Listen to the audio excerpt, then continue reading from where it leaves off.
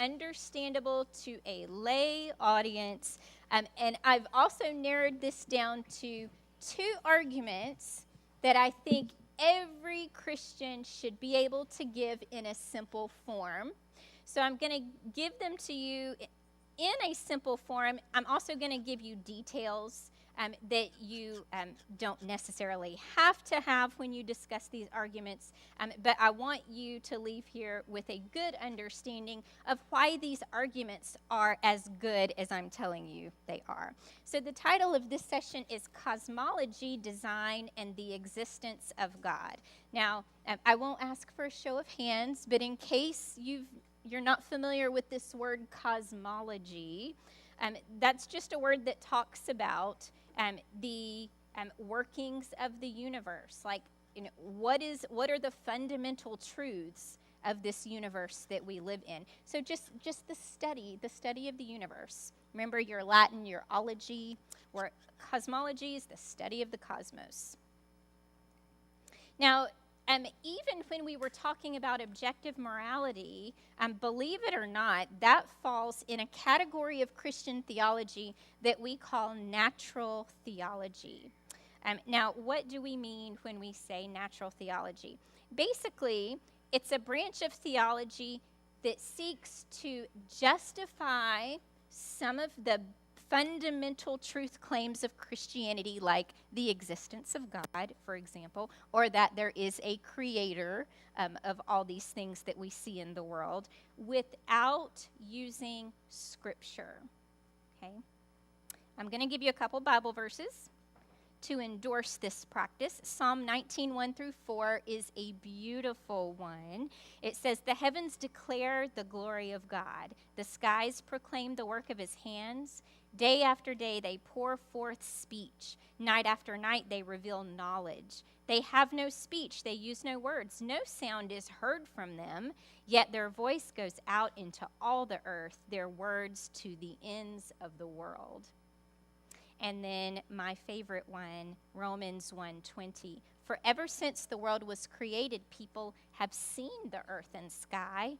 Through everything God made, they can clearly see his invisible qualities, his eternal power and divine nature. So they have no excuse for not knowing God."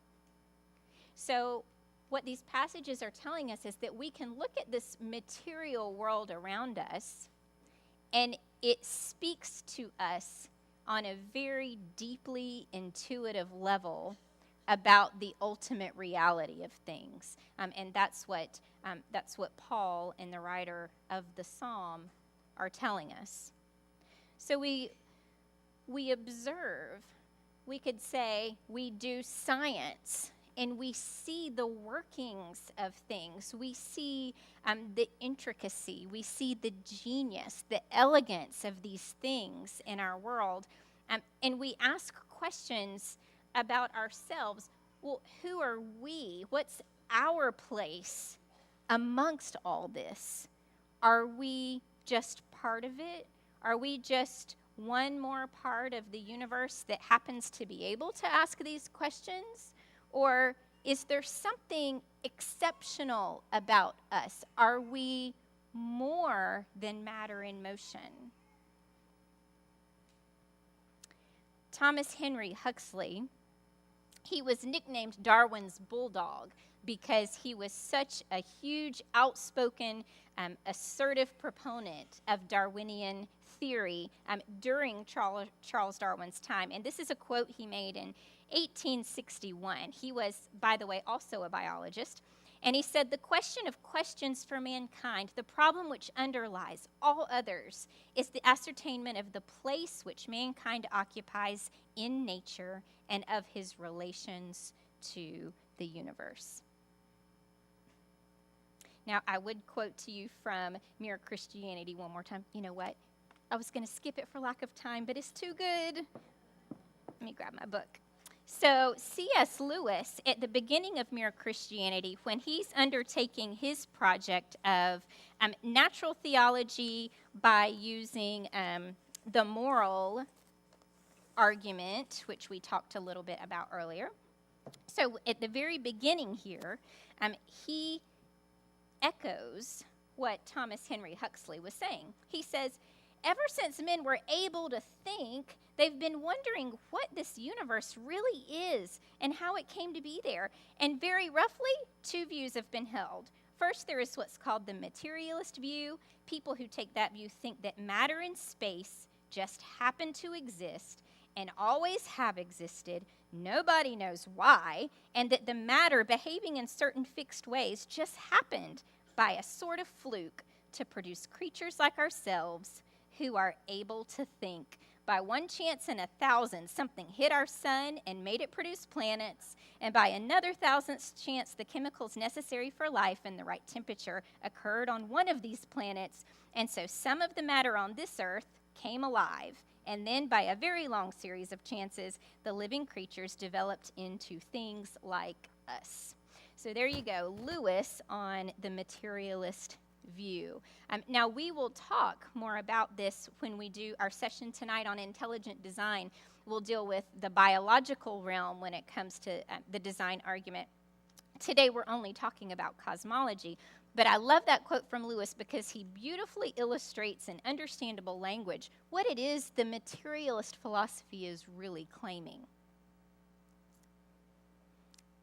Does anyone remember back in 1980, a television miniseries that was hosted by the famous atheist Dr. Carl Sagan? It was called Cosmos, A Personal Voyage. Okay, and you can go on YouTube, and I think there are a few episodes you can watch. They're in, low definition 1980s TV. But what's really cool is to see the opening credits, because in the opening credits of this miniseries about the universe, he gives his materialist philosophy right at the outset. And this is what he says. You might recognize it.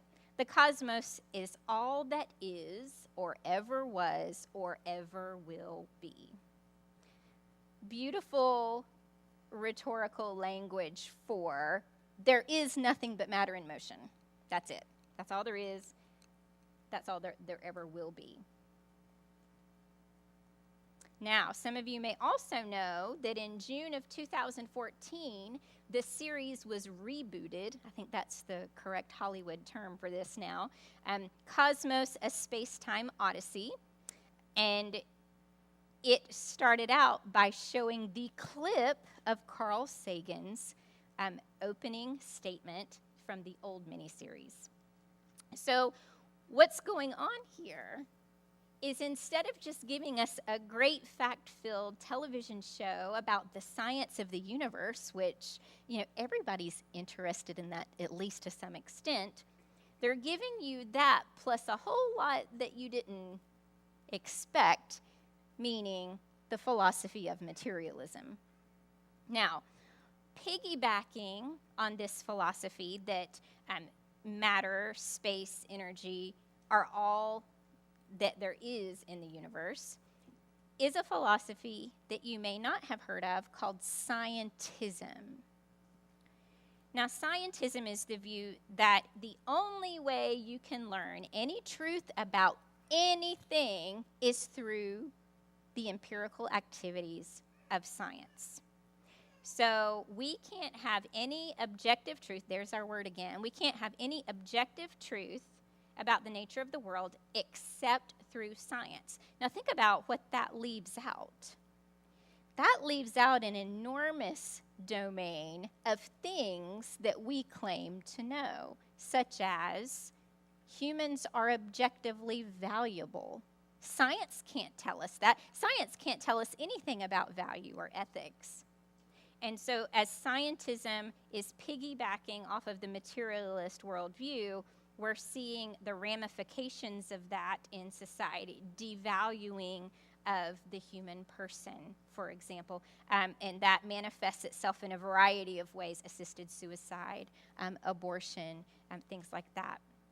Okay, so we'll talk a little bit more about those things tonight in the intelligent design session. But for today, I have two goals. The first is I want to challenge the philosophies of materialism and scientism. I want to try and demonstrate to you that these are not reasonable views to hold.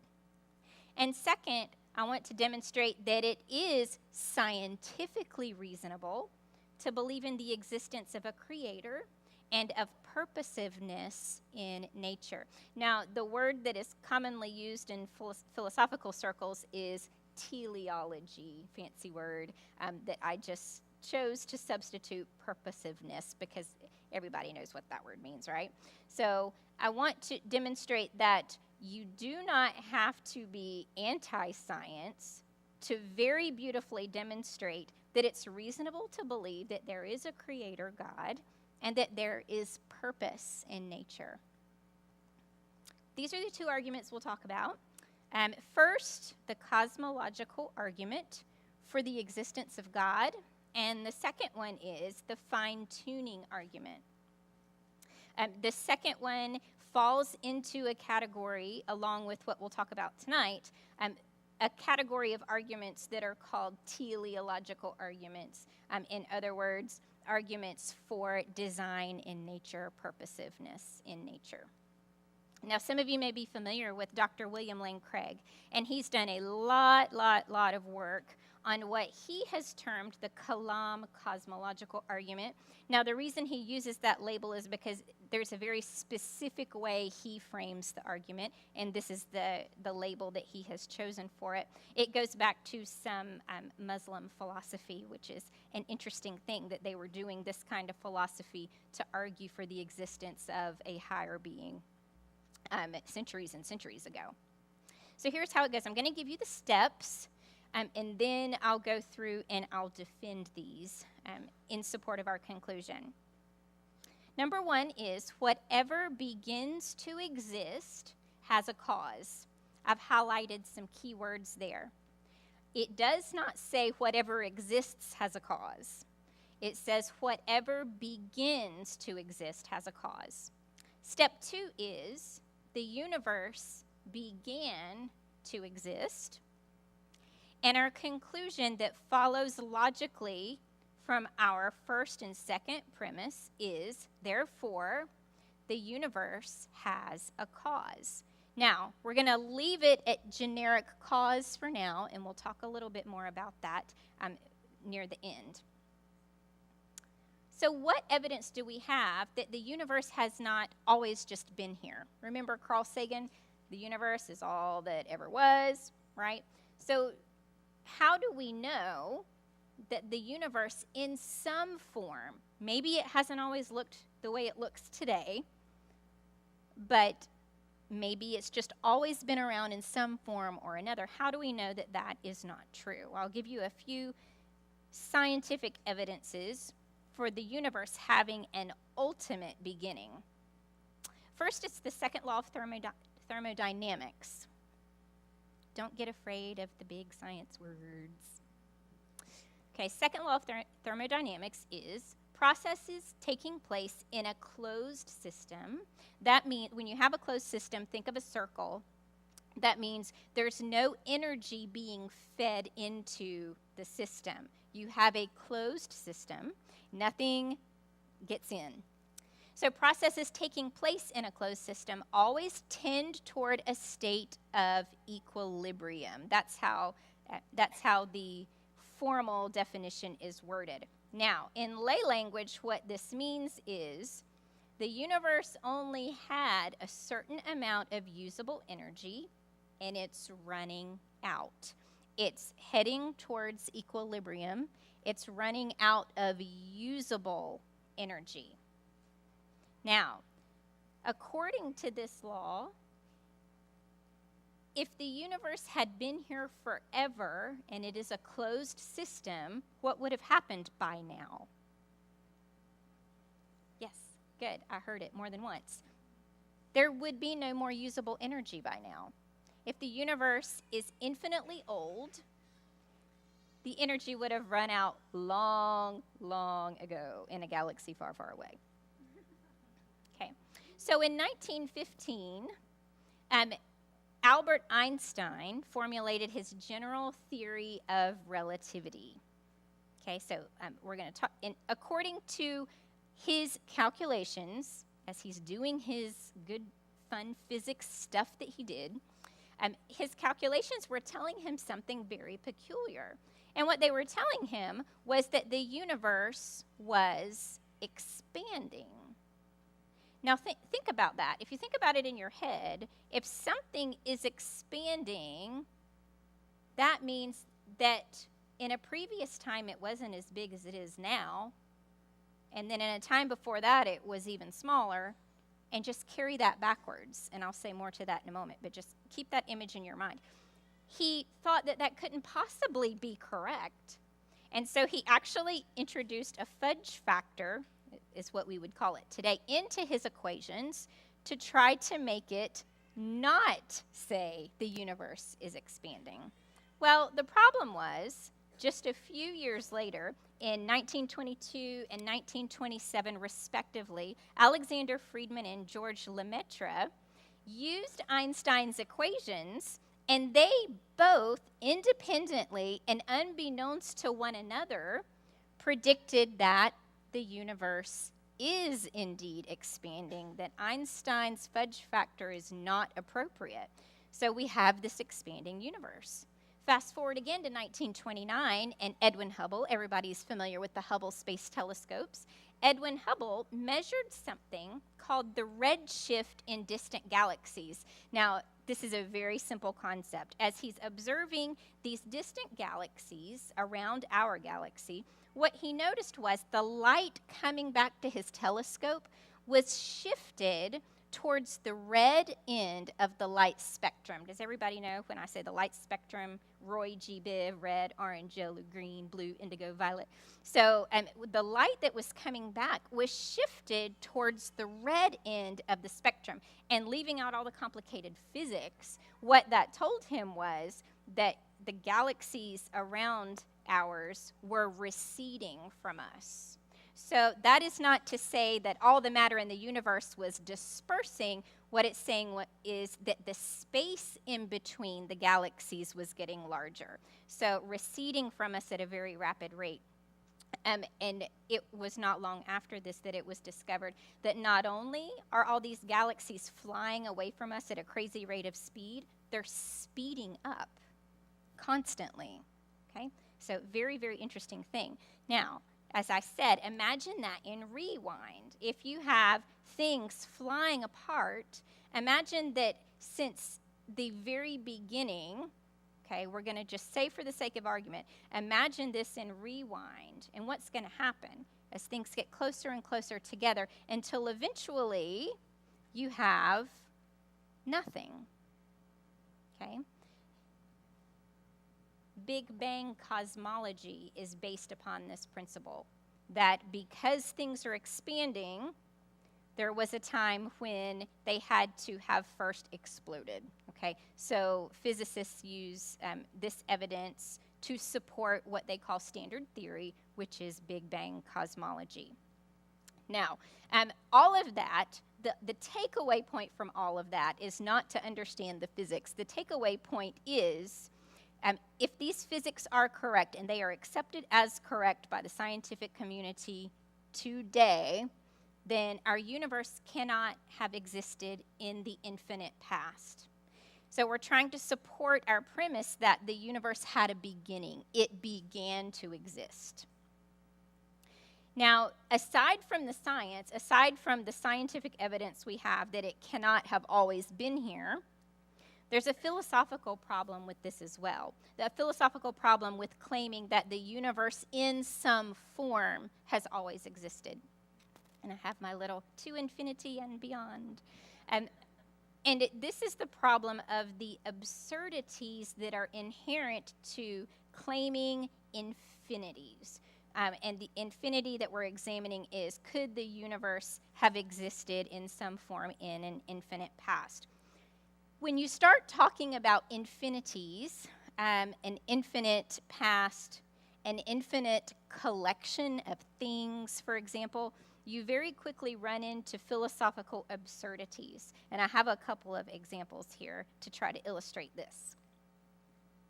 Imagine that you have an infinite number of chickens on your chicken farm. Okay? Everybody got that? You have a chicken farm with an infinite number of chickens. Now imagine that every single one of your chickens laid an egg, and all the eggs hatched. How many chickens do you now have? Okay, you can't, it's an absurdity to say you have double infinity, because infinity is already a closed collection. It can't get bigger, right? So you see, we run into this weird absurdity. And the same thing happens when we want to talk about a series of things, like a series of events. Let's apply that to the universe. Let's say there have been this series of physical events in the universe for all this time. But the problem is, if you want to extend that into the infinite past, you run into an absurdity, because if it goes, let's say this is the past, let's say we go that way for an infinite series, the problem is when it's moving this way, it would never get here. You can't move through an infinite series of events, okay? We would never get to today if we tried to do that. So that tells us, philosophically, that we have a logical impossibility of an infinite past. Because when the universe began to exist, one thing, according to standard theory, that we know is that it wasn't just matter and energy and space. Time is inextricably linked, interwoven in all of this. And so there was an ultimate beginning of time as well. Okay, so absurdities of an infinite past, we would never get to today. Absurdities of an infinite past series of events, we would never get to the event that we're all at today. And absurdity of an infinite collection of things, because you can't. And another interesting point about the infinite collection of things is, if you think of that in terms of moments of time, you can't create an infinite collection of things by adding one at the time. So in our time, we have moment, moment, moment, moment, but you can't do that and form an infinity. You can't ever reach an infinity. So those are just some of the wacky problems that you encounter when you try to say, oh, well, there was something in a time before this universe, and it just goes back into an infinite history. So that's our argument from physics, put in a very simplified way, that the universe did begin to exist. Okay, therefore, it has a cause. Has to have a cause, because remember, something just doesn't pop into existence for no reason at all. I don't know many people that would claim that such a thing does happen. Even those that want to say, well, that goes into theoretical physics, but if you want to use quantum physics to try to argue, well, we have observed particles popping out of energy fields, the problem with that is the energy field is something, okay? It's not nothing. So the universe began to exist, therefore it has a cause. And we ask the question, well, what was the cause? Okay, fine. The universe has not always been here. It had a beginning in space-time. What was the cause? Well, here's what we do know. Remember I said the universe, when we use that word, we mean all matter, all energy, all empty space, and all time. Okay, all of that together is what we mean when we say the universe. So if we have to posit a cause for something that contains all those things, it can't be any of those things, okay? So we know it must be immaterial. It can't be made of matter, because matter came into existence with the universe. It has to transcend space-time, because time began when the universe began. And third, it has to be uncaused. Now, why? It has to be an uncaused cause, because if we say, well, it's a cause that itself had a cause, then we wind up with that weird absurdity of an infinite series of past things. And then we would never get to our universe. Now, we have these three criteria. So what fits that description? abstract object. When I say abstract object, I mean things like numbers or mathematical relations, okay? Or 2, an unembodied, changeless, transcendent entity. Well, and here I'm calling it mind, okay? So these are 2 things that are not dependent upon matter, space, or time.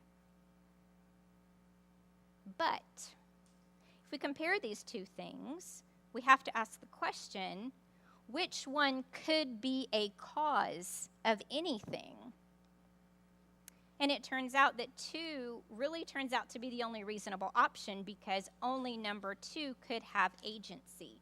Numbers don't have agency. They don't do physical things. Okay? So our best answer for the options that we have is that number 2 would be our cause. So we've established that number 1, the universe began to exist, therefore it must have a cause for its existence. That cause must transcend the universe, meaning matter, space, and time, and that cause must have agency. Now, we have not gotten all the way to the Christian conception of God. We've gotten partway there, but such is the project of natural theology most of the time. So if you encounter someone who just rejects the existence of God, then the cosmological argument, the 3 steps that I showed you in the beginning, everything that begins to exist must have a cause. The universe began to exist, therefore the universe has a cause. And then just to be able to talk about what kind of properties that cause could possibly have. It's a really good, simple conversation to have, just about, well, we got to explain the cosmos. So, okay. So that's the end of our first argument. Fine-tuning of the universe is our second one. I find that people are a little less familiar with this one, and it could differ with you guys. You may be more familiar with this one than you were, the cosmological argument.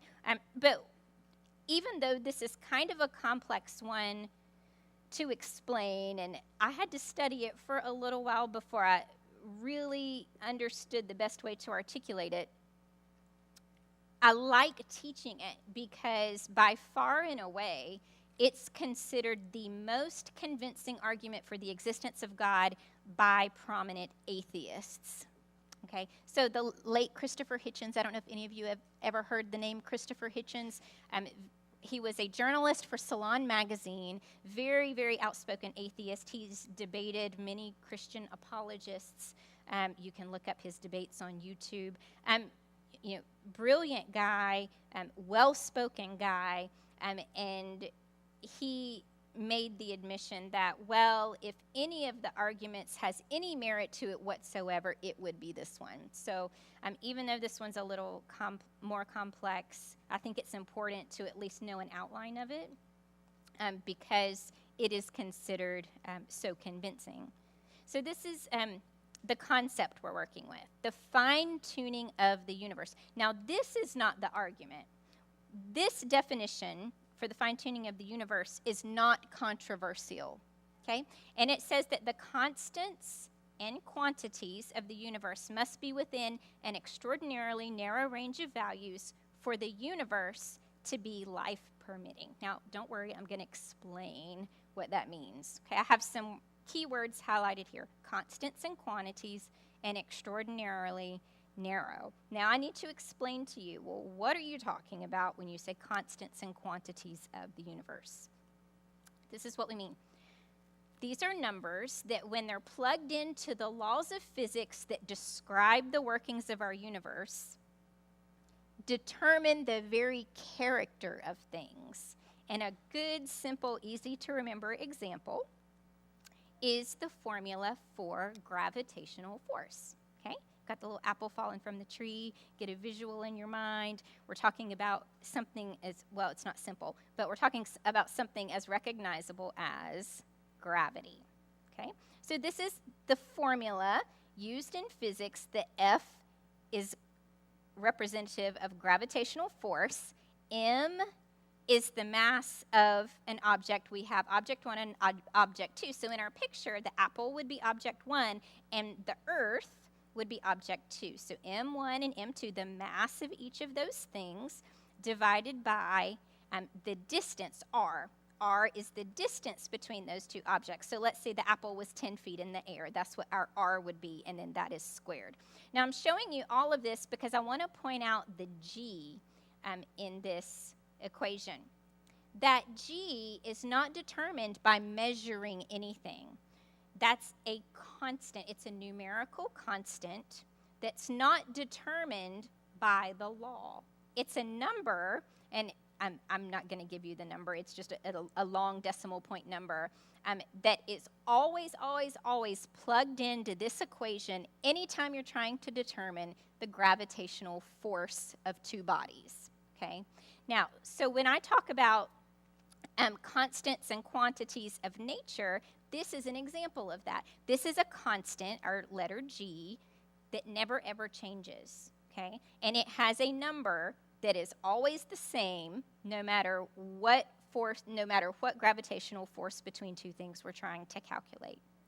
Now, here's the thing. Here's where fine-tuning comes in. We have this number. We don't know why the number is what it is. We just know it is the correct number to make the equation work.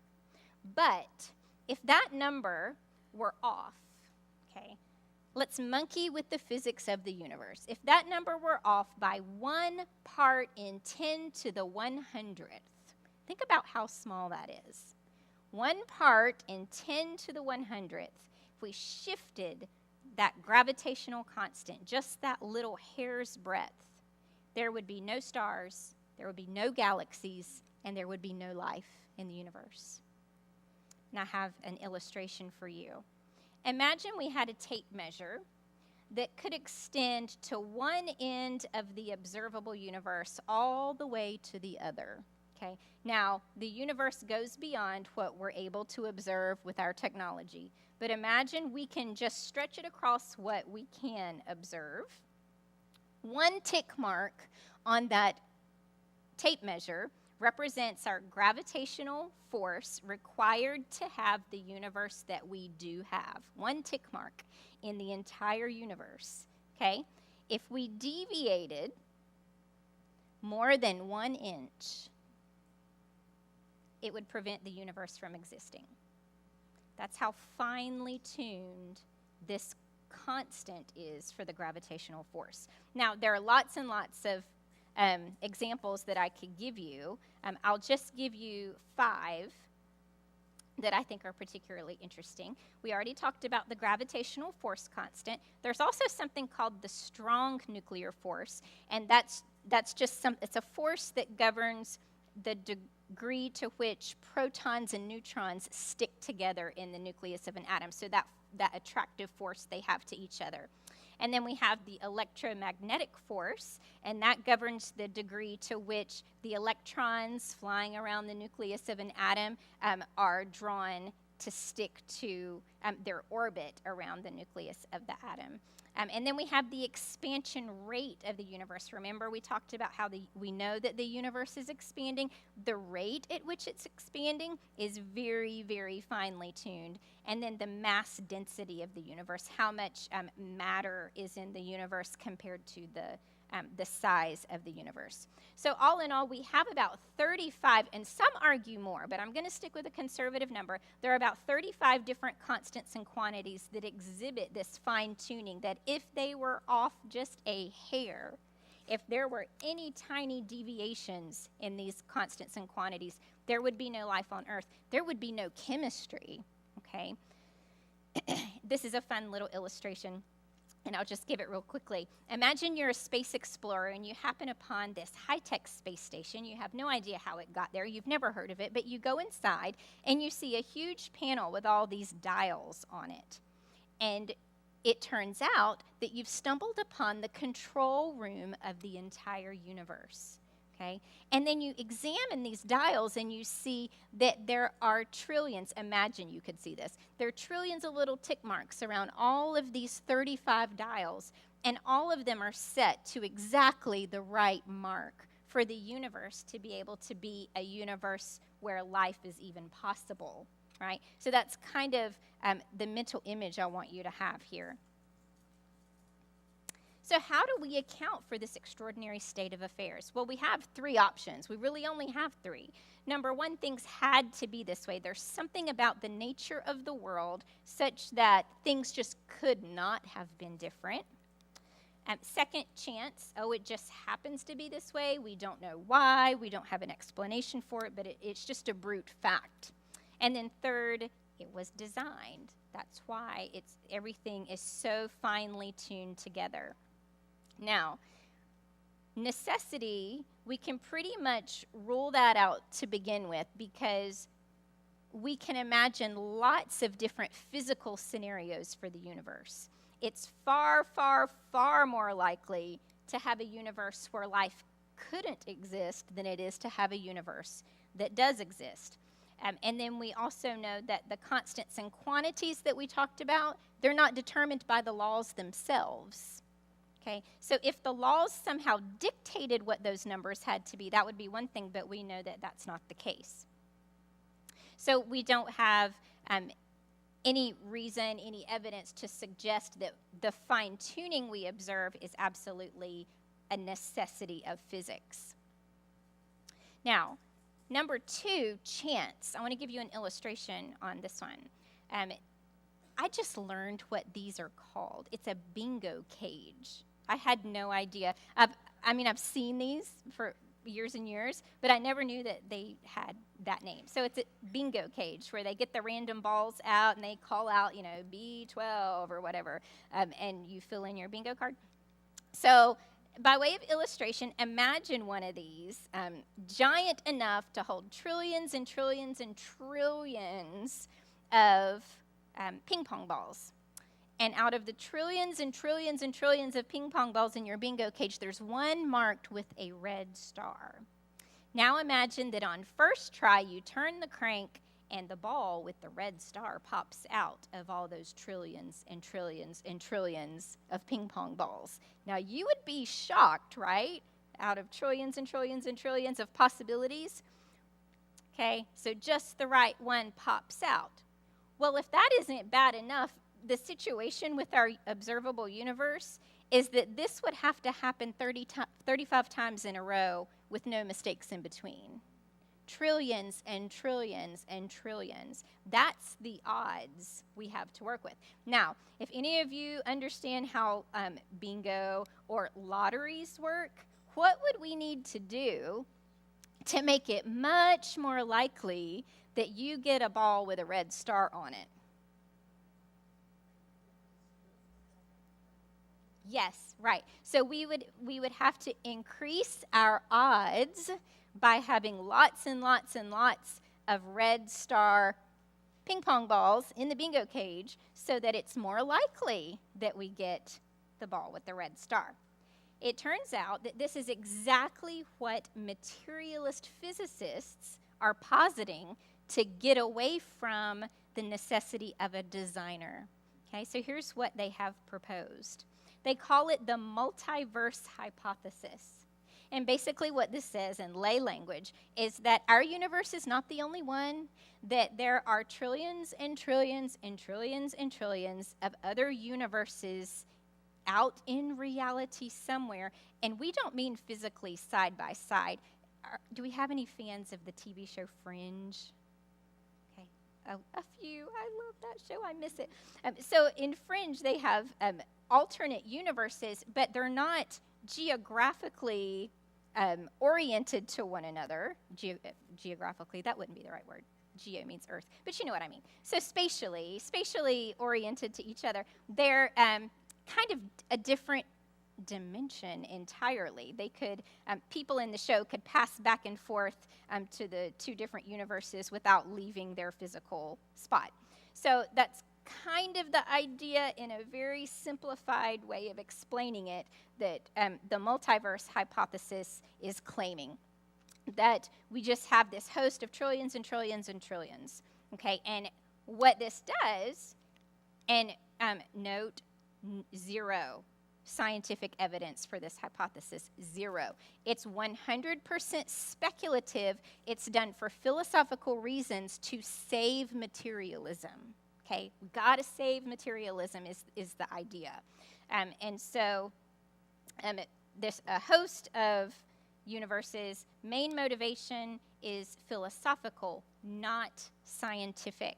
And you don't have to take my word for it, and you don't even have to take the words of a Christian for it, because famous scientist George Ellis, he is at the University of Cape Town in South Africa. And in Scientific American, you can pull this article up for free online. It's from the August 2011 issue, where they had an article called Questions About the Multiverse. And I wanted to give you a quick quote. Now, this is from a non-believer, and he's talking about this best hypothesis they have to explain the extraordinary fine-tuning that we see. And he says, the universe might be pure happenstance. It just turned out that way. Or things might, in some sense, be meant to be the way they are. Purpose or intent somehow underlies existence. Science cannot determine which is the case, because these are metaphysical issues, philosophical issues, not scientific. Parallel universes may or may not exist. The case is unproved. We're going to have to live with that uncertainty. Nothing is wrong with scientifically based philosophical speculation, which is what multiverse proposals are, but we should name it for what it is. So he's very honest that the reason we're doing this is to try to save the philosophy, but he at least has the guts to stand up and say, however, we need to call it what it is. This is not science. This is philosophical speculation about science, and we're doing this to save the philosophy, because no supernaturalism is allowed in the materialist paradigm, right? We talked about that a little earlier. So that's basically what's going on with the multiverse hypothesis. So that's the best thing that they have to explain the fine-tuning, right? It makes our universe much more likely if we're just a host of trillions and trillions of others, because sooner or later there had to be one that would permit life, all things considered. So I want you to take down this definition. This is key to what we're talking about here. Methodological naturalism. Now, methodological naturalism is a philosophy of science. So it says that when we are doing science, when we are formulating hypotheses to explain the phenomenon we're trying to explain, we can only give naturalistic explanations, okay? We cannot let a divine foot in the door, as the saying goes. We have to rule out any supernaturalism from the get-go. So I want you to remember that phrase. So if we were to boil this down to a simplified argument, the fine-tuning argument would go like this. The fine-tuning of the universe is due to either necessity, and we decided, no, that can't be right. Chance, that can't be right. Or design. It's not due to necessity or chance, therefore it is due to design. Okay? Now, I have a lot of confidence in this argument, particularly because of how many non-believers. Another good one is Bradley Monton. His last name is Monton. He is an atheist philosopher at the University of Colorado, and he has an excellent book, and I believe the subtitle is An Atheist Defends Intelligent Design. Seeking God in Science. That's the main title. Seeking God in Science, An Atheist Defends Intelligent Design. And in his book, he agrees with Christopher Hitchens that the fine-tuning argument is probably the most powerful of all the arguments for the existence of God. Although Monton is friendly to biological intelligent design, he just says, I remain unconvinced, but, there's merit to the argument. And then finally, I wanted to give you a few resources to help you with this, because I have just dumped a whole bunch of sciencey stuff on you. I want you to have somewhere you can go to read about this further. William Lane Craig's book, On Guard, has a chapter on both of these arguments with cool cartoons and diagrams. It's the best laid out detail of these arguments that I've ever seen. And right now, I checked this morning, and this is still the case. The Kindle version of this book is 99 cents right now. So that will be the best 99 cents you have ever spent if you get that book. It's excellent, and it's written to be accessible to college age and up. And then on YouTube, he has 2 really, really cool artistically animated videos that are short, that are great to share with people. Say, hey, can I send you a video link by email, and would you watch it, and maybe we could talk about it later? One of them's called The Fine-Tuning of the Universe. The other's called The Kalam Cosmological Argument. And when you search these terms, you're, of course, going to get a whole bunch of diverse videos. But there at the bottom, you see the uploader of the videos is Dr. Craig Videos. It's all one word. So I encourage you to look those up. And he also has one on the moral argument for the existence of God. But whoever they hired to do the animations did a stunning job. They're really cool. So, all right. I think I'm 10 minutes over, but we'll stop there. We might not have time to do questions on this one right away, do we?